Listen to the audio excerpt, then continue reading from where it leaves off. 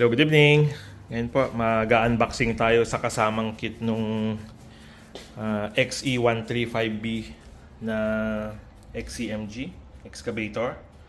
Bali, 1/2 cubic po yon. So, pag nag-order po kayo ng backhoe, may kasama po itong kit. Ngayon, kahit ako po, hindi ko alam kung anong nasa loob kasi dito sa packing list niya, wala namang nakalagay. Normally dito po nilalagay yung packing list para sa shipping pero hindi nakasama. So, itingnan na lang po natin. So, itong box po naka-seal siya. So, kailangan sirain to. So, sirain na lang po natin dito. Okay. Unboxing na lang po natin. Okay? So, kuha po tayo ng tools. Cutter. Okay. Okay. Cutter. Okay. So, unboxing po tayo.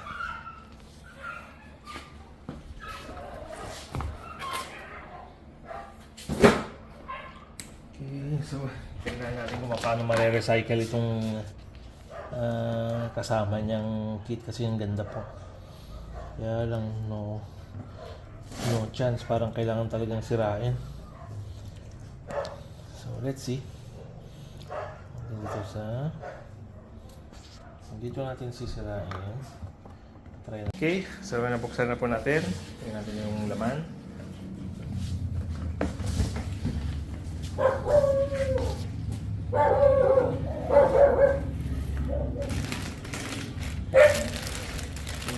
Meron po ulit isang kasamang seal.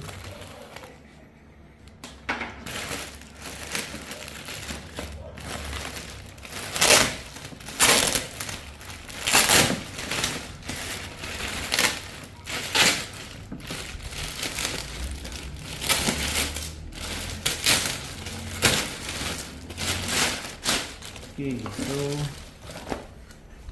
filters.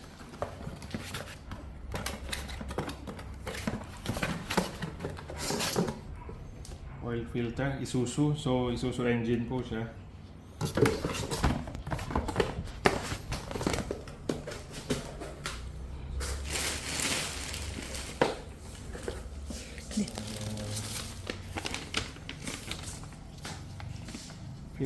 Filter, forbidden sign.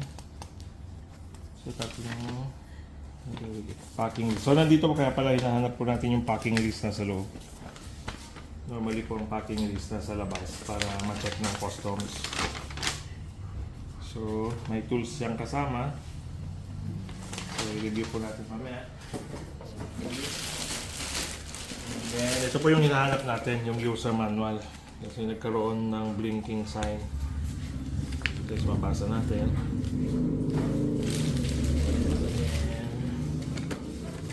And another filter. So, tignan nyo po ang ginawa nila.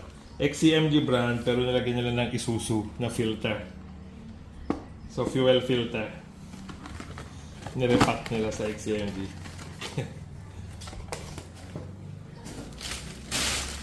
Ito yung kanyang set of tools.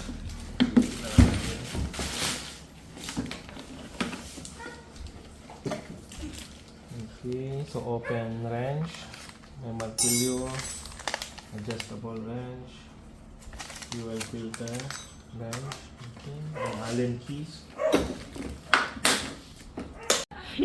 Okay, so itong malaki, normally filter po ito. Okay, may kasama yung filter. Free na po ito pag bumili ng excavator.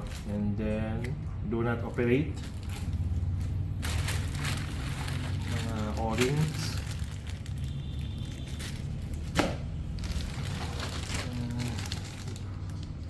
4BG1 engine po ng Isuzu ang gamit nila.